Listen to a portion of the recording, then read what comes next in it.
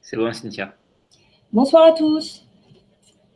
C'est bon, tu as coupé ton micro. Bonsoir à tous, bienvenue sur cette conférence sur les outils de communication. Je suis Cynthia Voulin et donc c'est moi qui vais vous présenter la conférence ce soir. Alors, je vous demande juste un petit instant. Voilà. Je vais me mettre en plein écran. C'est parti. Donc, en fait, cette conférence a pour but, excusez-moi, de vous présenter des outils qui peuvent être utiles pour votre communication. Les outils en question, c'est des outils qu'on trouve sur Internet. Vous allez voir, ça va être beaucoup de sites Internet que vous allez pouvoir utiliser pour votre communication. Donc, le premier que vous connaissez tous, c'est Facebook. Donc, ses points forts, c'est qu'il possède une messagerie. Vous pouvez y poster des vidéos, des photos et des lives. Donc, ça, c'est des outils que je vous invite à utiliser, notamment le live. Je ne sais pas si vous connaissez, mais c'est une app sur votre application mobile. Je crois que même sur le site, on peut le faire.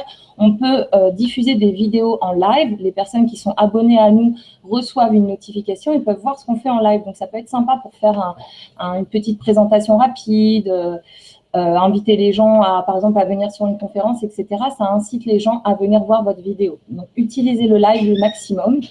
Ensuite, il y a les groupes et les pages. Alors, les groupes, vous avez plusieurs types de groupes. Vous avez des groupes qu'on appelle des groupes de vente, sur lesquels vous allez pouvoir publier vos annonces. Et vous avez tout ce qui est groupe un peu plus personnel, les groupes qui sont liés, par exemple, aux mamans, à la photo, au dessin, etc. Et les pages, c'est les pages où vous mettez un j'aime, où vous mettez un like et où vous suivez l'actualité d'une page. Alors souvent, les pages, c'est pour les marques, par exemple. Par exemple, Facebook a sa page, Coca-Cola a sa page, etc. Ensuite, vous avez un espace personnel. Donc ça, c'est génial. Ça veut dire que vous allez pouvoir personnaliser votre profil. Vous avez la facilité de faire des contacts. Il y a énormément de personnes sur Facebook, donc on peut se faire des contacts dans le monde entier en un clic. Il y a une application mobile et c'est normalement totalement gratuit. Donc, effectivement, Facebook propose des services payants, notamment pour les pages, mais en règle générale, le retour n'est pas exceptionnel pour l'investissement. Donc, je vous déconseille d'utiliser ces services. Ensuite, les points faibles de Facebook, c'est qu'il y a une forte concurrence. Il y a beaucoup de distributeurs actuellement dans le marketing de réseau qui utilisent Facebook et il y a une multitude d'informations. C'est-à-dire qu'on va passer vraiment de A à Z en un clic. Il y a une personne qui va partager une vidéo marrante. L'instant d'après, ça va être un drame, etc. Il y a beaucoup d'informations sur Facebook. Donc, ce que je vous conseille pour l'utilisation de Facebook, déjà, c'est de mettre une photo de vous en photo de profil. Pourquoi? Parce qu'il est toujours plus agréable pour quelqu'un qui ne vous connaît pas de vous identifier, même pour quelqu'un qui vous connaît, mais pour une personne qui ne vous connaît pas, si elle n'arrive pas à vous identifier, à savoir à quoi vous ressemblez très rapidement, en règle générale, vous allez être moins attrayant pour cette personne que si vous avez une belle photo, vous êtes souriant et qui va donner envie de cliquer sur votre profil. Ensuite, de mettre votre vrai nom. Il y a beaucoup de gens qui utilisent des pseudonymes sur Facebook ou des noms de boutiques ou le nom de leur marque, etc. C'est pareil, c'est pas spécialement très judicieux puisque les personnes n'ont pas spécialement confiance en un pseudonyme en fait. Si une personne, par exemple, devient votre client ou votre distributeur, devenir le client de Magali One Fashion Global, par exemple, ça parle moins que de devenir le client ou le distributeur de Cynthia Voulin, etc. Donc, en fait, votre nom, c'est un petit peu dire, moi, je te fais confiance, je te donne les informations, ma civilité, vous pouvez me faire confiance, vous pouvez me rejoindre. La photo et le nom, c'est très, très important. Et en plus, si vous êtes bloqué par Facebook, ils peuvent vous demander de vous leur envoyer la photocopie de la photo de votre carte d'identité. Et si ce n'est pas votre vrai nom et prénom qui figurent dessus, ils ne réactiveront pas votre compte. Donc, si vous avez, par exemple, 1000 amis, vous avez perdu vos données. Ensuite, je vous conseille de faire vos publications, notamment ce qui est professionnel, en public. Parce qu'à chaque fois qu'un de vos amis, un de vos contacts va cliquer sur cette publication, va mettre un like ou un commentaire, ça va aussi partir dans son fil d'actualité et ça va se diffuser sur Facebook. Si vous mettez vos publications réservées à vos amis, il n'y a que vos amis qui vont la voir. Donc vraiment, surtout quand c'est professionnel, mettez les choses en public et comme ça, quand on arrive sur votre profil, on peut voir un petit peu ce que vous faites facilement. Ensuite, je vous conseille d'allier le perso et le professionnel. Beaucoup de personnes se font des profils totalement professionnels. Et en fait, il faut comprendre que Facebook, c'est un réseau social et que les gens y vont pour se détendre, pour passer du bon temps. Donc, si vous mettez que des infos pro, bah, vous allez saouler les gens, tout simplement. Ils vont moins s'intéresser à vous. Si vous mettez un peu de perso, déjà, vos amis vont être heureux de voir un petit peu vos actualités personnelles et ils seront moins dérangés par le fait que vous parliez du professionnel. Quand vous parlez de professionnel, essayez de faire du témoignage. C'est très important. Si vous faites beaucoup de pubs qui n'ont pas vraiment d'âme, en fait, qui n'ont pas vraiment qui ne vous correspondent pas, des copier-coller, ce genre de choses, les gens vont s'y désintéresser parce qu'ils le voient partout. Donc, essayez de trouver quelque chose d'original à dire à vos amis, par exemple votre bureau du jour, la façon dont vous travaillez, etc., pour donner envie à vos amis de s'intéresser à ce que vous faites et même de liker, bien qu'ils ne s'intéressent pas spécialement, mais ce qui vous fera de l'audience. Ensuite, sur les groupes, je vous recommande de ne pas spammer. Spammer, ça veut dire faire plusieurs publications en très peu de temps. C'est-à-dire, vous allez sur, imaginons que vous avez pris pour objectif de publier dans 30 groupes, vous faites des copier-coller dans tous les groupes. Quand vous faites ça, vous êtes bloqué par Facebook, excusez-moi, sur les groupes. Je vais voir un petit coup. Vous risquez d'être bloqué par Facebook. Donc, allez-y tranquillement, faites des copier-coller si vous le voulez, mais pas trop vite. Si vous faites trop vite, vous allez être bloqué. Ensuite, quand vous arrivez sur un groupe, vérifiez les conditions. Souvent, dans les groupes, en en-tête de groupe, la personne qui tient ce groupe a mis, par exemple, pas de publicité pour des produits, etc. Respectez ça parce qu'en fait, les personnes vont vous signaler par la suite à Facebook qui va aussi vous bloquer. Donc, si vous pouvez, il y a suffisamment de groupes sur lesquels vous pouvez publier sans être dérangé par les conditions. Ensuite, faire état de la concurrence, c'est quoi? C'est quand vous arrivez sur un nouveau groupe de vente, regardez un petit peu les dernières publications. Si vous voyez que les dernières publications, c'est par exemple, vous avez 10 publications One Fashion Global sur les 30 dernières publications, passez votre chemin. Ou sinon, ayez une publication beaucoup plus originale et beaucoup plus attrayante que les autres parce que vous allez attirer personne. Il y en a trop, ça va saouler les gens, comme j'ai déjà dit, et vous allez perdre votre temps. Donc, ça ne sert à rien de perdre votre temps. Le temps est précieux. Si vous voyez que des groupes sont submergés de distributeurs en marketing de réseau, pas que pour votre compagnie, mais pour toutes les compagnies, passez votre chemin et allez sur d'autres groupes qui sont beaucoup plus libres. Ensuite, pour les horaires de publication sur Facebook, il est recommandé de publier le matin de 7h à 9h pour les publications d'opportunités. Donc, les personnes vont se lever, elles vont être à la recherche d'un emploi, d'une opportunité financière. C'est à ce moment-là qu'il y a plus d'intérêt pour les publications d'opportunités. Ensuite, de 11h à 13h, vous pouvez faire des publications variées, opportunités ou produits. Il n'y a pas vraiment d'importance.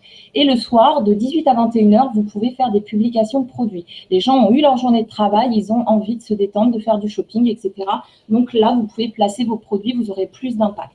Après, il faut savoir qu'il y a vu qu'il y a beaucoup moins d'audience en pleine nuit sur les groupes, pour les couches très tard, n'hésitez pas à utiliser les groupes de vente la nuit, vers minuit, 1h du matin. C'est à ce moment-là que moi, en tout cas personnellement, j'ai constaté le plus de retours, le plus de personnes qui s'intéressent à l'activité.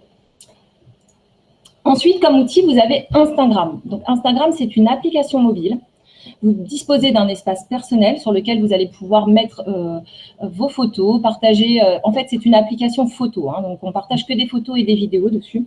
Donc, vous allez disposer de votre espace personnel, de votre profil. Vous avez une messagerie dessus, donc qui va vous permettre de rentrer en contact avec les autres utilisateurs. Donc, comme je l'ai déjà dit, c'est une application pour partager des photos et des vidéos. Essentiellement, vous ne pouvez pas partager, par exemple, juste un texte. Vous êtes obligé de mettre au moins une photo ou une vidéo. Ce qui est bien sur Instagram, c'est qu'il y a une communauté qui est différente de Facebook. Donc, c'est-à-dire qu'il y a plein de jeunes, surtout notamment chez les jeunes, 18, 25 ans, qui n'utilisent pas Facebook, mais qui se retrouvent plus sur Instagram, qui préfèrent l'ambiance d'Instagram. Donc, quand vous allez utiliser cette application, vous allez toucher d'autres personnes, une autre communauté. Ensuite, ce qui est bien, c'est que vous pouvez mettre des filtres sur vos photos et sur vos vidéos. C'est important de mettre sur Instagram des photos et des vidéos d'une excellente qualité qui vont donner envie. Il faut que vous soignez votre profil parce que c'est une application visuelle, c'est-à-dire que les gens ils vont être attirés par ce qu'ils voient. Imaginons qu'il y ait deux photos, que ce soit les mêmes et qu'il y en ait une de bonne qualité et l'autre de mauvaise qualité, les gens vont aller vers celle qui est de bonne qualité. Donc, faites vraiment attention au contenu que vous partagez sur Instagram. D'ailleurs, pareil sur Facebook, hein, mais sur Instagram, c'est d'autant plus important que si visuellement votre contenu n'intéresse pas les gens, n'attire pas les gens, vous n'aurez pas de visibilité. Et donc, comme je disais, c'est une application qui est disponible sur les smartphones. Les points faibles d'Instagram, c'est qu'il y a une interaction qui est limitée. C'est-à-dire que c'est beaucoup moins facile de discuter avec les personnes. C'est beaucoup moins fluide que sur Instagram, que sur Facebook pour les discussions. C'est possible, mais ça ne fonctionne pas totalement pareil. Je vous invite à l'essayer vraiment pour vous rendre compte. Et il faut faire très attention au référencement. Je vais vous en parler juste après. Donc, pour les conseils d'utilisation que je peux vous donner pour cette application.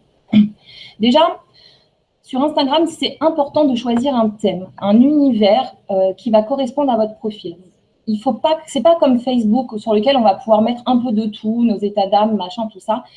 Sur Instagram, c'est bien que les personnes qui arrivent sur votre profil comprennent directement l'univers dans lequel elles arrivent. C'est-à-dire que nous, on est dans la mode, donc c'est bien de faire des profils, un profil qui va être axé sur la mode. Vous pouvez partager des visuels de tenue, ce que vous avez acheté, votre opportunité, etc. Mais si vous commencez à vous éparpiller entre ce que vous mangez, là où vous allez, et trop de choses, les gens vont se désintéresser de votre profil. Donc, si vous regardez sur Instagram, la plupart des personnes qui ont surtout beaucoup de visibilité sur Instagram ont un univers vraiment à elles, par exemple le sport, la mode, le make-up, etc. Et elles restent dans cet univers au maximum. C'est pas impossible d'en sortir un petit peu, mais essayez de rester dans cet univers au maximum. Ensuite, il faut que vous référenciez, donc ça, c'est la chose la plus importante à faire sur Instagram, c'est de référencer par un hashtag. Donc, le hashtag, comme vous le voyez, c'est le symbole dièse. De référencer par un hashtag toutes vos photos. Donc, imaginons que je mette la photo d'une robe rouge, d'une femme avec une robe rouge. Qu'est-ce que je pourrais mettre comme référencement? Donc, pour commencer, je vais mettre le hashtag, et donc je vais mettre le dièse dans la légende de ma photo. Et je vais mettre, par exemple, dièse robe. Plus loin, je vais mettre dièse rouge. Plus loin, je vais mettre dièse femme. Plus loin, je vais mettre dièse mode. Plus loin, je vais mettre dièse fashion, par exemple. Et vous pouvez en mettre, il me semble, jusqu'à une trentaine de référencements par photo. Peut-être que je vous dis une erreur, mais c'est à peu près ça. Et en fait, le référencement sur Instagram, c'est utile parce que c'est une application qui fonctionne par mots-clés, en fait.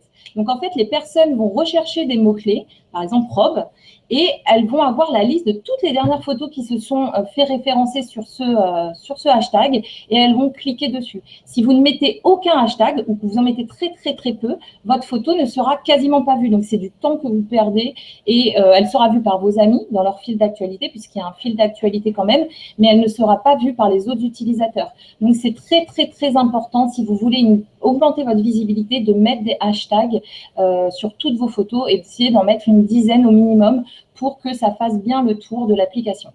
D'autre part, si vous n'êtes pas bilingue, je vous conseille d'utiliser des hashtags uniquement en français parce que si vous utilisez des hashtags, par exemple, dress, je sais pas, raid, etc., vous allez attirer une population, par exemple, anglophone. Et après, il va falloir gérer. Donc, à moins de vous servir bien des autres outils pour converser avec les personnes, je vous conseille de rester dans le français. Ensuite, vous avez la possibilité sur Instagram de mettre votre profil en mode privé. Moi, je vous conseille de le laisser en public, accessible à tout le monde, parce que quand on va aller sur la photo d'une personne et qu'on va vouloir voir le profil et qu'il est en privé, excusez-moi, en fait, on ne va pas avoir accès aux photos et ça va rebuter certaines personnes à s'intéresser à vous, elles vont faire demi-tour. Donc, mettez votre profil en public, laissez-le en public, comme ça, toutes les personnes qui vont passer dessus vont pouvoir voir vos photos et vont pouvoir voir ce que vous faites. Ensuite, il est important que vous ayez un bon ratio abonné-abonnement. C'est-à-dire qu'il vaut mieux que vous ayez plus de personnes qui sont abonnées à vous que d'abonnements, parce que vous aurez l'air tout simplement plus populaire et c'est important, en fait, l'image qu'on donne. Donc, si vous avez, par exemple, 300 abonnés, mais que vous avez 4000 abonnements, vous semblez aux yeux des gens déjà impopulaire et ça donne moins envie de vous suivre. C'est psychologique. Donc, essayez d'avoir toujours plus d'abonnés que d'abonnements.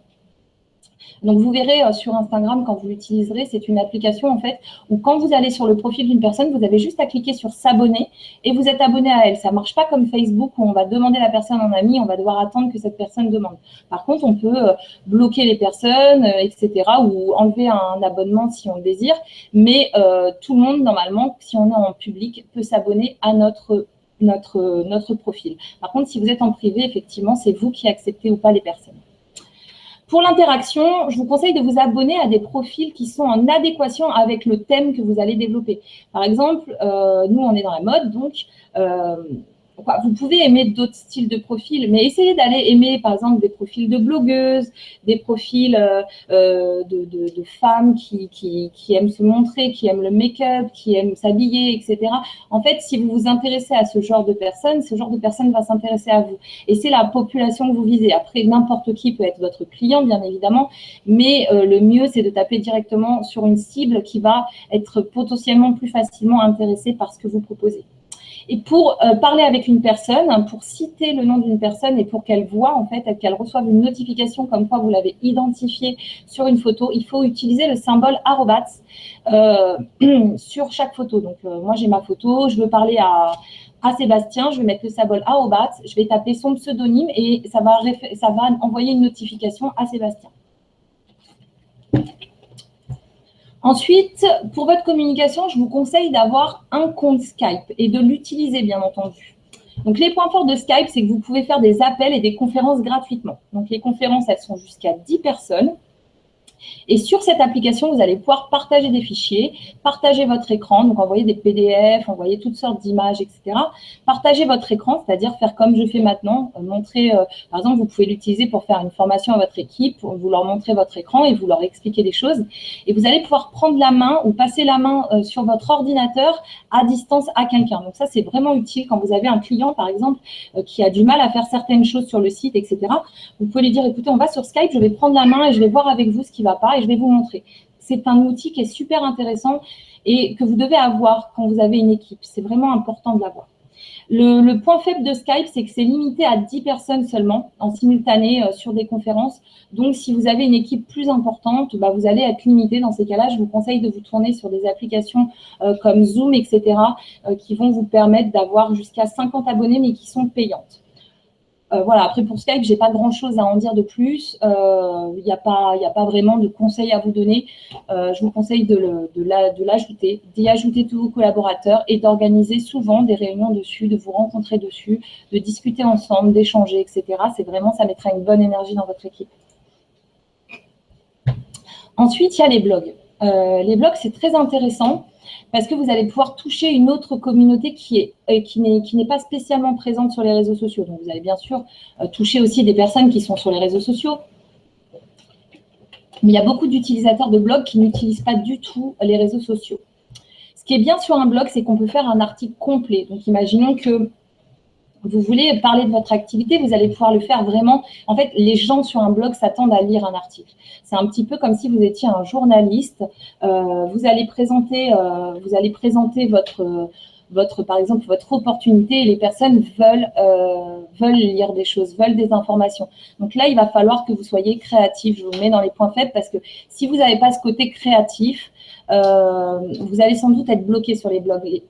Les lecteurs des blogs sont en règle générale des personnes qui attendent beaucoup, qui vont beaucoup regarder à votre orthographe, votre syntaxe et qui vont voir si votre blog est intéressant. Ils attendent d'avoir du contenu et si vous ne leur en donnez pas, votre blog ne sera pas visité, ne sera pas bien visité. D'ailleurs, il y a aussi, je ne l'ai pas mis là, mais il y a aussi des référencements par hashtag à faire sur la plupart des blogs.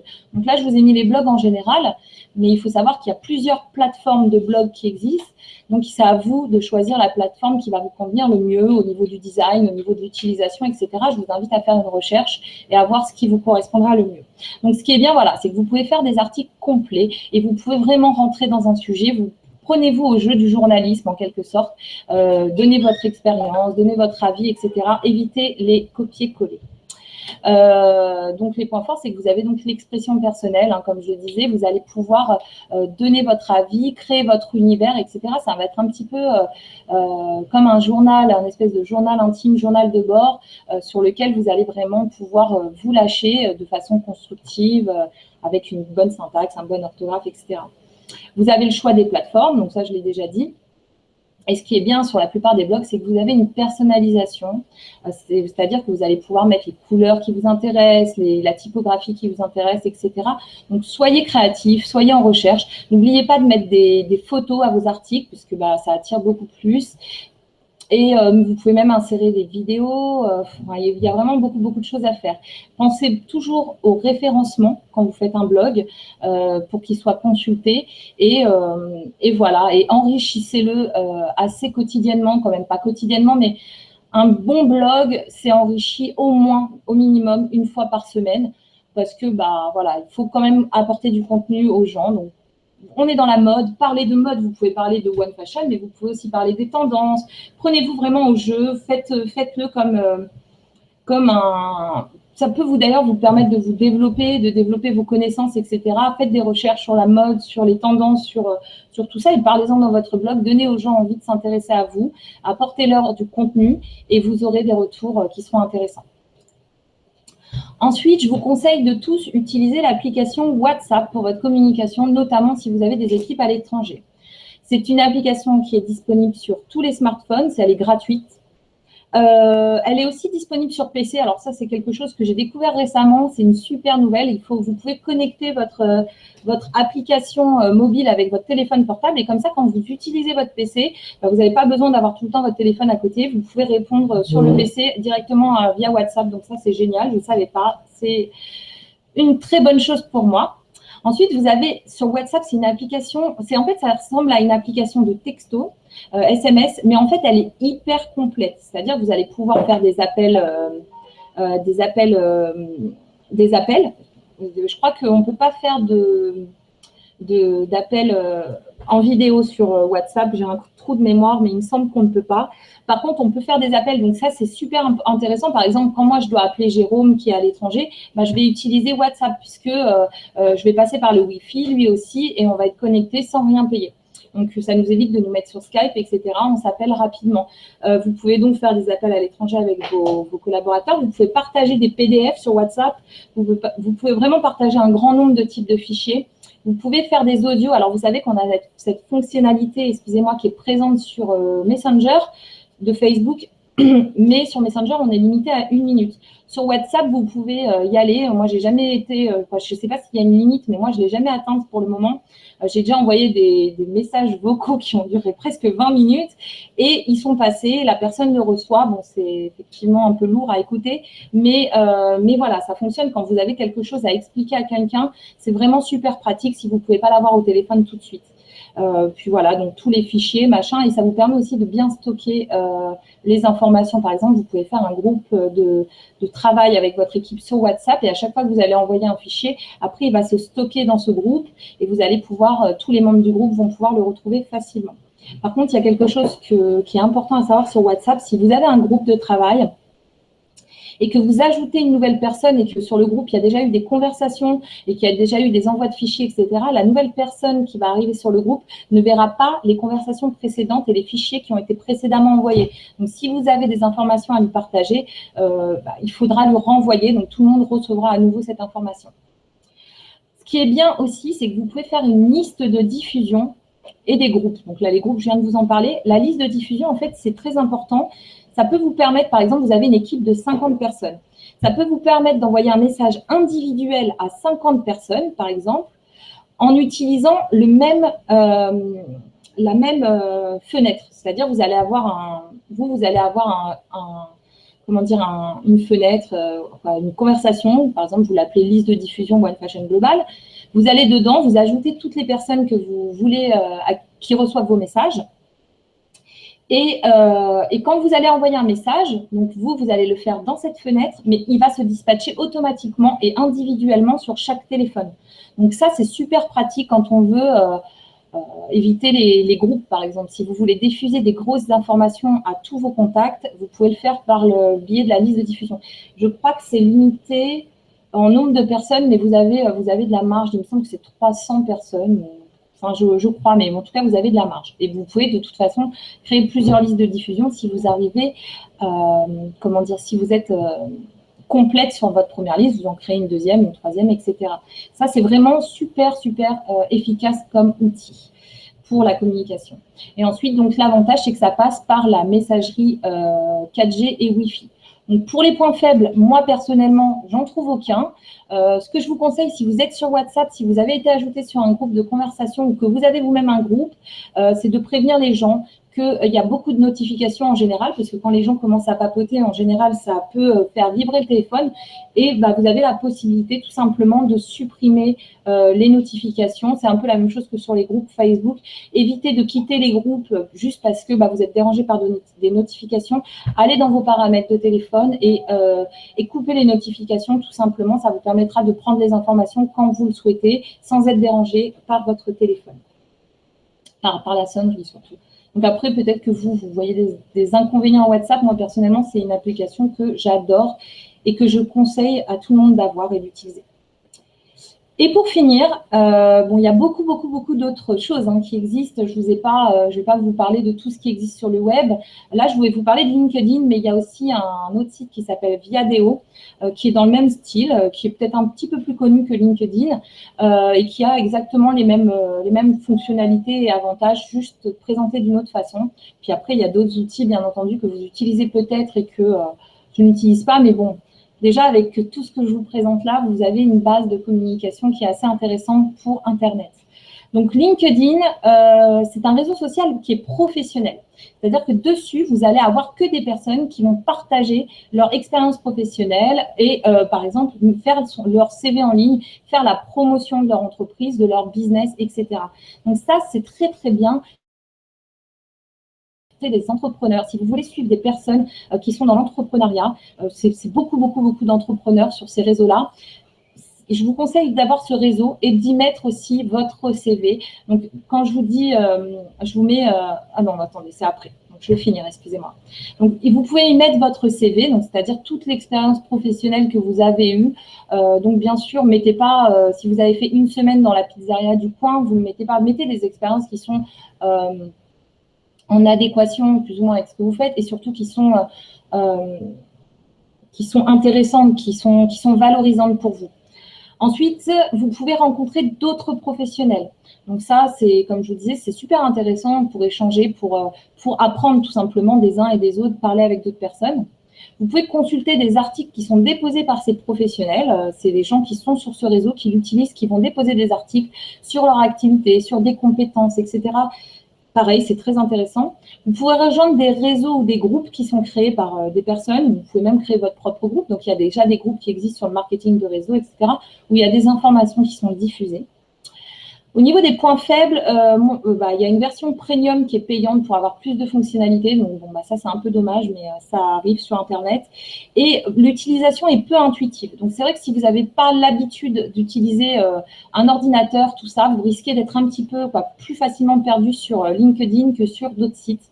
Moi, je ne le trouve pas très intuitif et pourtant, je suis assez à l'aise avec les ordinateurs. En même temps, ce n'est pas un site que j'utilise beaucoup, donc c'est peut-être pour ça. Mais c'est vrai que je trouve que quand on se connecte, on doit beaucoup chercher, c'est beaucoup de petites choses et il y a beaucoup d'informations. Vu qu'en plus, on peut mettre notre CV en ligne, on peut vraiment l'enrichir, ça va prendre du temps. Donc, c'est vrai que quand on n'est pas habitué, c'est un peu compliqué.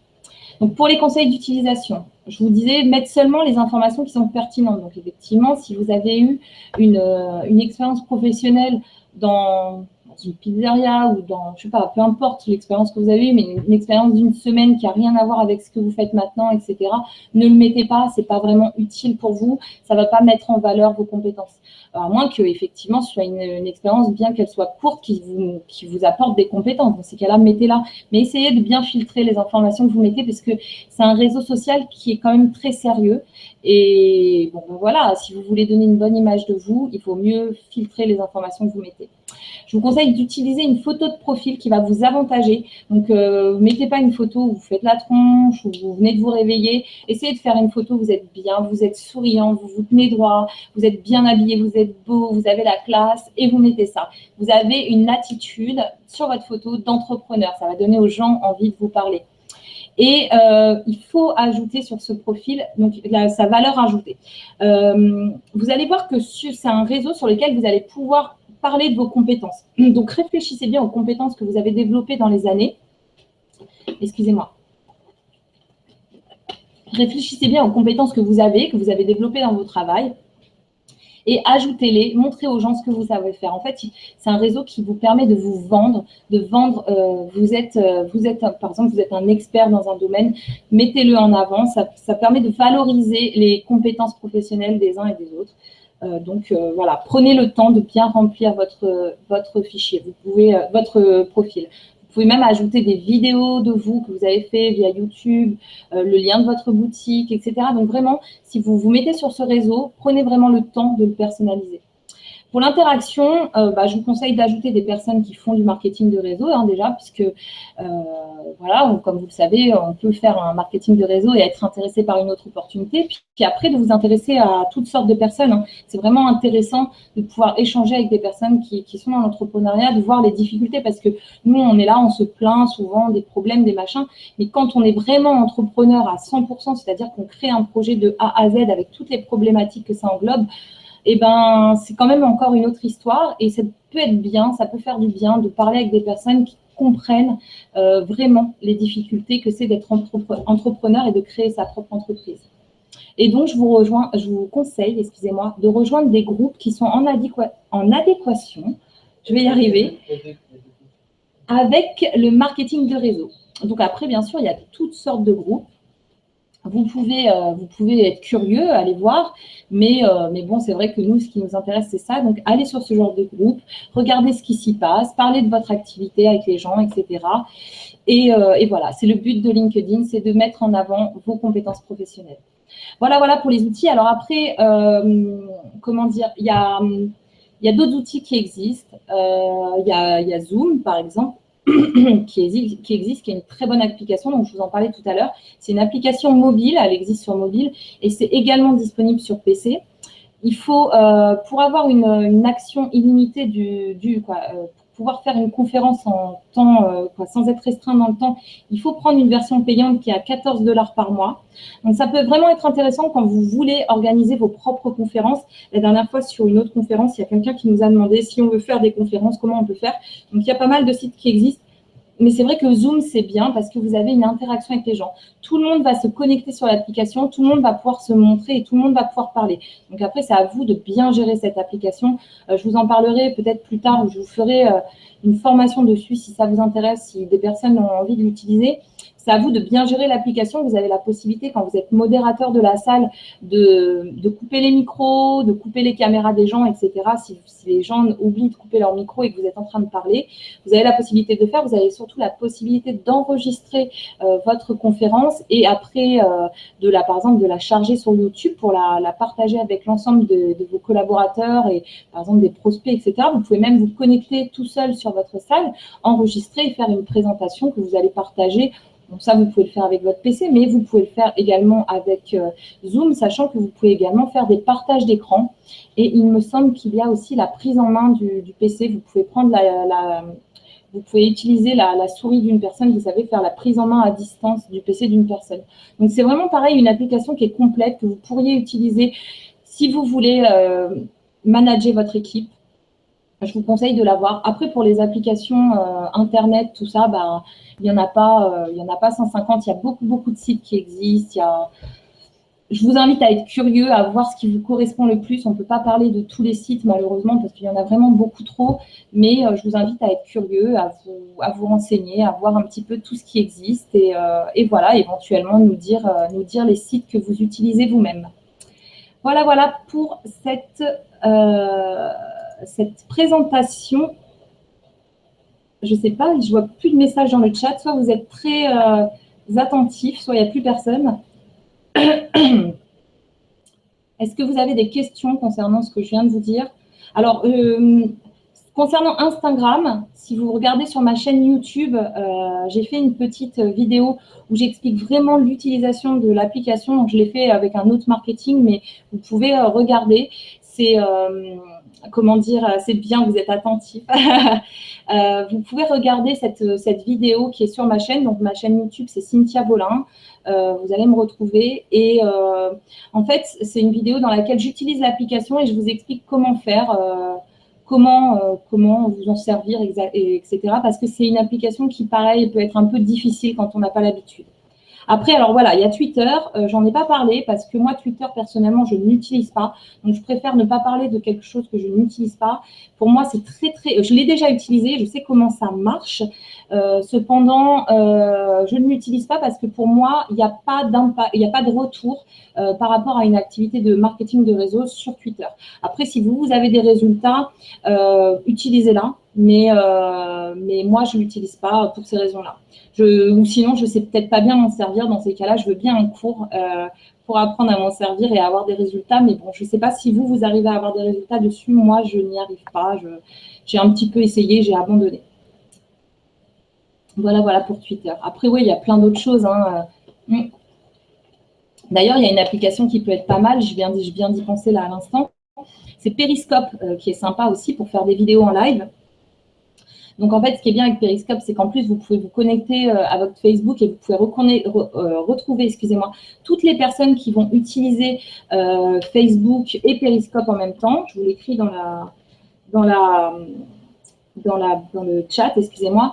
Et en fait, cette application va vous permettre de diffuser des vidéos en live. Par exemple, si vous voulez présenter… excusez-moi.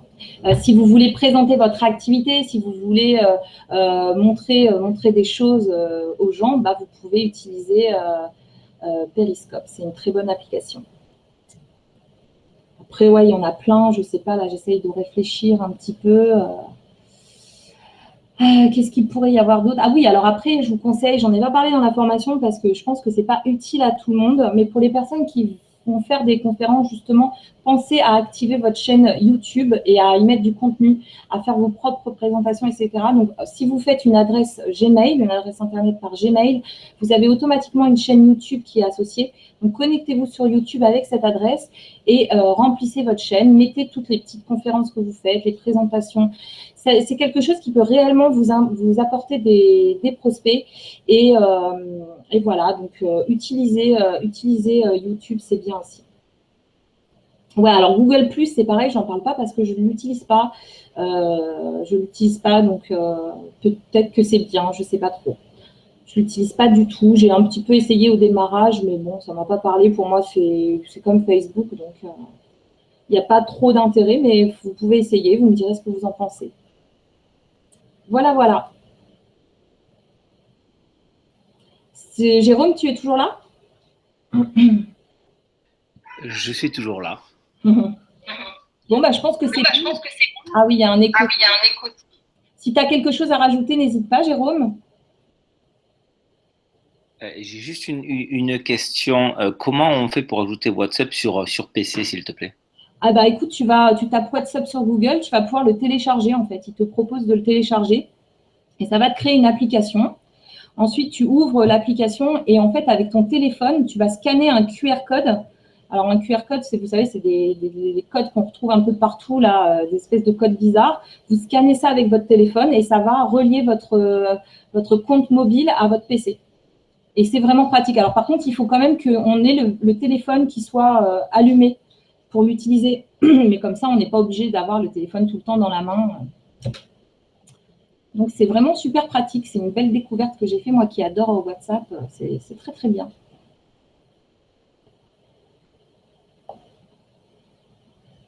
Bah, écoutez, merci à vous d'avoir été là. Du coup, si vous n'avez pas de questions, je vais vous souhaiter une excellente soirée.